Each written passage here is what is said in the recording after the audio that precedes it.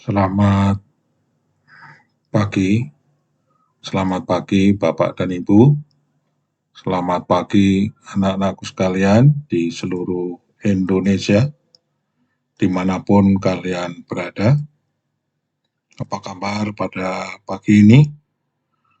Semoga semuanya dalam keadaan sehat.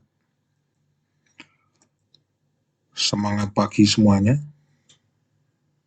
Kembali berjumpa dengan Pak Jana di channel Bimbel Matematika Bimbel Matematika SMK dan SMP. Kembali kita akan belajar bersama Matematika Pra KBM. Untuk kali ini masih tetap melanjutkan cari rata-rata hitung. Ya, rata-rata hitung untuk data yang disajikan dalam bentuk histogram. Nah, kita ambil contoh langsung. Ini histogramnya. Ada dua sumbu vertikal dan sumbu mendatar.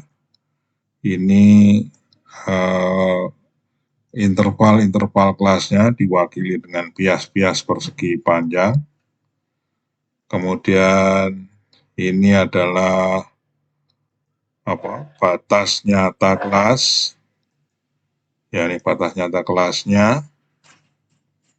Kemudian ini frekuensi, langsung saya cantumkan di bagian masing-masing interval kelas pada bias-bias persegi panjang dari masing-masing interval kelas, biar jelas ya.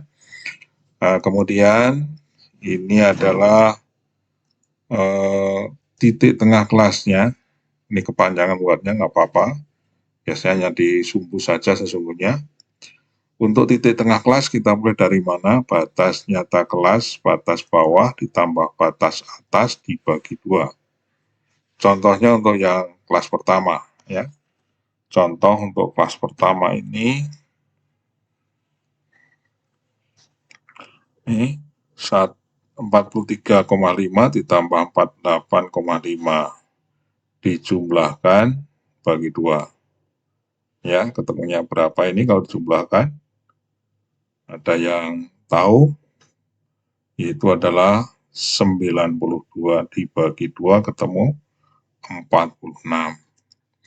Kemudian di samping itu untuk keperluan mencari rata-rata hitung dengan menggunakan rumus 1.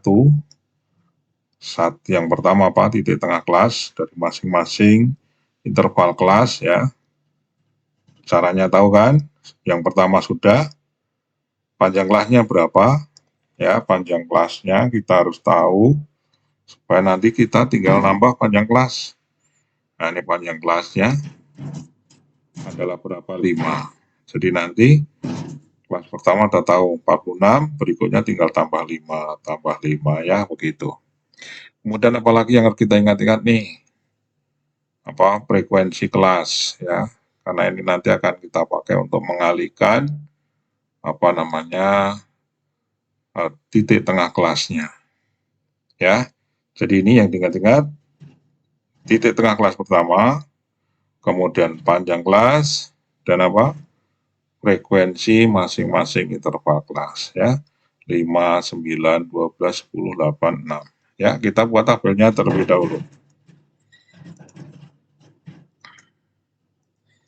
Ya, ini tabel titik tengah kelas dan frekuensinya.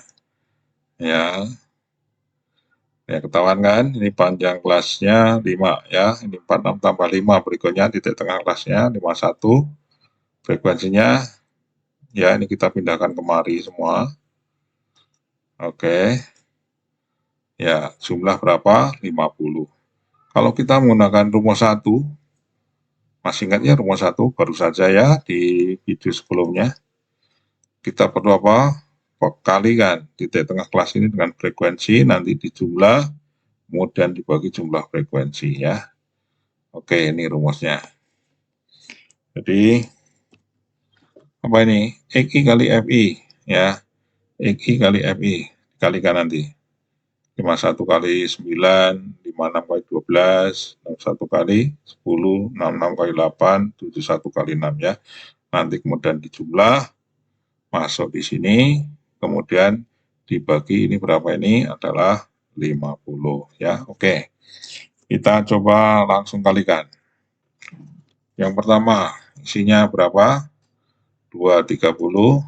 Berikutnya kalikan 9, 51 kali 9, 459, 56 kali 12, 672, 61 kali 10, 610, berikutnya lagi, ya, kemudian di total, jumlah, ya, ini jumlahnya segitu ya. Kemudian setelah itu apa? Setelah itu kita masukkan nih, ganti di sini ya, ke rumus.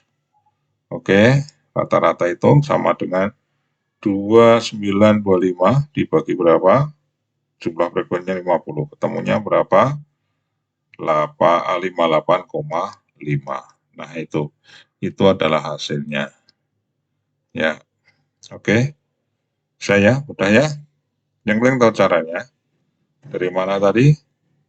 Itu adalah dari sini ya.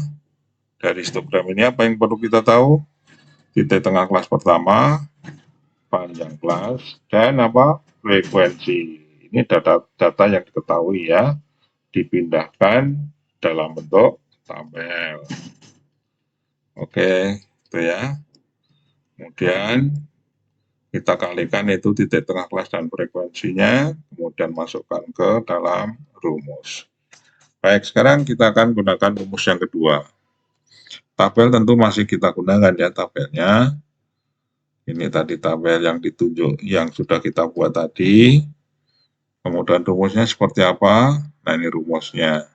Pakai rata-rata sementara. Nah, rata-rata sementara kita akan pakai yang mana? Rata-rata sementara itu bisa kita ambil dari ini. Titik tengah kelas pertama boleh, titik tengah kelas kedua boleh ya. Pokoknya titik tengah kelas ini yang memudahkan kita bekerja.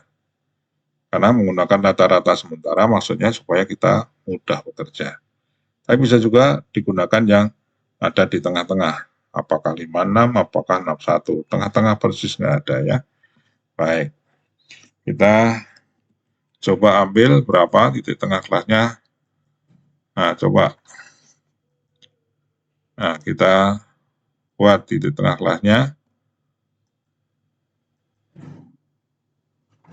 Titik tengah kelasnya berapa kalau ini seperti ini? Oh, berarti, oh ya, rata-rata sementara maksud saya adalah berapa? 61 kita ambil ya, karena di sini 61 diambil 610 ya, baik. Jadi semuanya dikurangi 61. 46 ke bawah ini dikurangi 61 semua. Hasilnya adalah ini. Oke. Oh ya, ini kita sudah tulisnya di sini ya, M-nya 61 ya. Baik. Isi DI kali FI. Jadi ini negatif 15 kali 5, negatif 10 kali 9, negatif 5 kali 12, dan seterusnya ya. Oke, kita isikan. Itu. Iya. Oke. Lalu kita jumlah. Jumlahnya gimana? Ada 60 dengan 60 habis ya, pas. Kemudian 40 dan 90 negatif ya, masih negatif 50 tambah negatif 75. Jadi masih negatif berapa? Negatif berapa anak-anak? Negatif 125. Nah, ini negatif 125. Ini kita masukkan kemana nanti? Masuk ke sini. Ya kan? Kemudian ini sigma F itu kita ganti dengan berapa? 50. M-nya kita ganti dengan berapa? 61 ya. Baik, kita isikan.